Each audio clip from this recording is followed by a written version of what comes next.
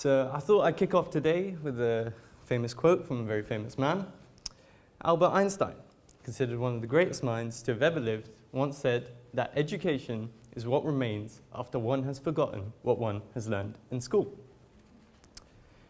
During my GCSE studies, I had two teachers for the same subject, Teacher 1 and Teacher 2. Teacher 1 was a strict, feared teacher who was obsessed with drilling us with cold hard facts with no concern for our well-being. Teacher 2 here was concerned with all the juicy gossip between pupils and handing out sweets if we answered questions right. In the end, my class and I had to rely on our own will to get through the course. Both teachers had polar opposite teaching techniques, yet neither were respected nor held as good teachers, much like my two friends right here. Does anyone in the audience recognize these two men? I don't expect you to. The one on the right of me is Tom Gradgrind, the protagonist from the novel Hard Times, written by Charles Dickens. Mr. Gradgrind here is portrayed as a character who is very strict with his students. He believes that education is solely instilling facts and figures into his class.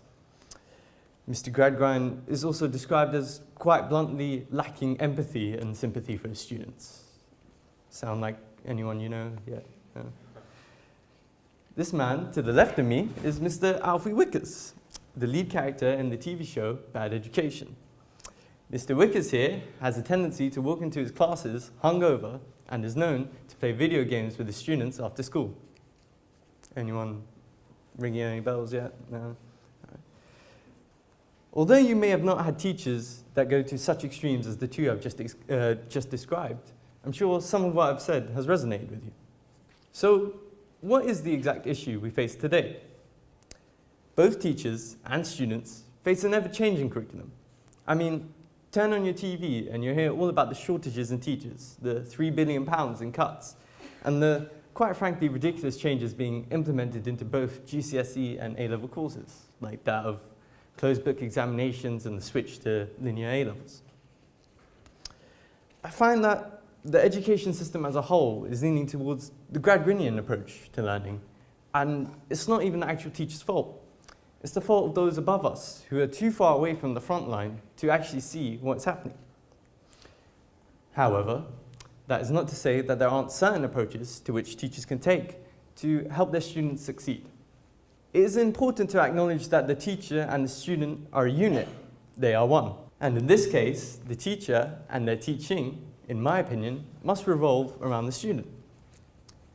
Before I continue, I'd like to express how in no way, shape or form am I attacking specific teachers or schools, nor am I a qualified Ofsted inspector.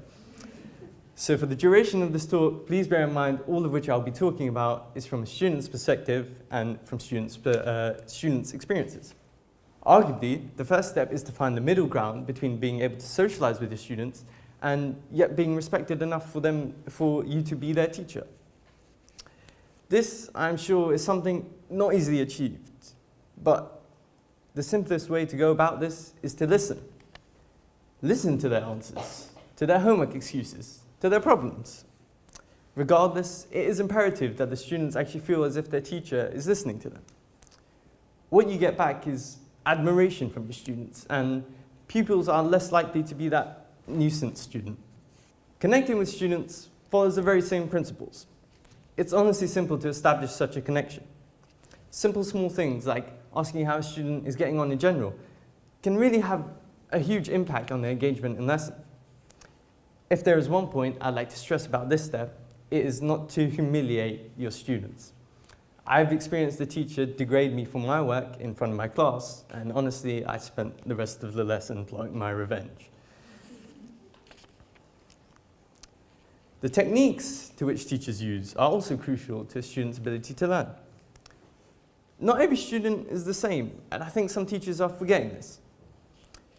In order to accommodate for the majority of pupils in your class, you've got to use visual, audible, and physical techniques combined with both independent and group work.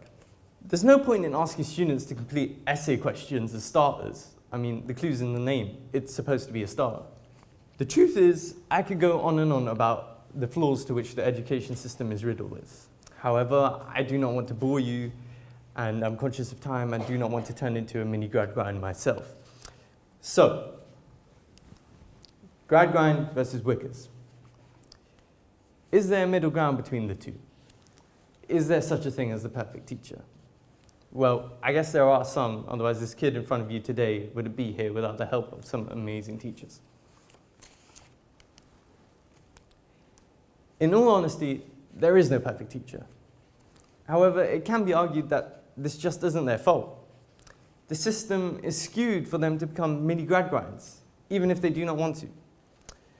If there's one point I'd like for you to take away from today, it is for you, teachers, to add a little bit more Wickers to your style and just witness the change it will make. Thank you very much.